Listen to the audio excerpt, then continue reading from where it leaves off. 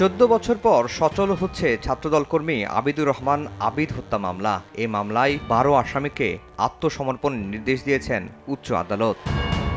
বুয়েট ছাত্র আবরার ফাহাদের মতো ঘটনা ঘটে চট্টগ্রাম মেডিকেল কলেজের ছাত্রাবাসে।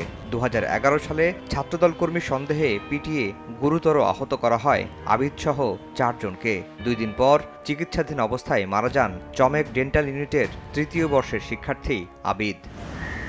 হত্যাকাণ্ডের পর সে সময় বন্ধ হয় চট্টগ্রাম মেডিকেল কলেজ, স্থগিত করা হয় ছাত্র রাজনীতি। আইনজীবীরা বলছেন, আসামিরা ছাত্রলীগের হওয়ায় বাদী পক্ষকে সাক্ষ্য গ্রহণের কোনো সুযোগ না দিয়েই একতরফাভাবে সব আসামিদের খালাস দিয়েছিলেন আদালত। এক যুগেরও বেশি সময় পর মামলাটি উঠল উচ্চ আদালতে।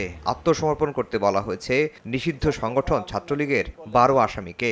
এই মামলায় যিনি বাদী ছিলেন তাকে সাক্ষী দিতে দেওয়া হয়নি, এমনকি তার বিরুদ্ধে 4টি রাজনৈতিক মামলা দিয়ে তাকে জেলে পাঠানো হয় এবং এই ভিকটিমের বোনকেও সাক্ষী দিতে দেওয়া হয় নাই।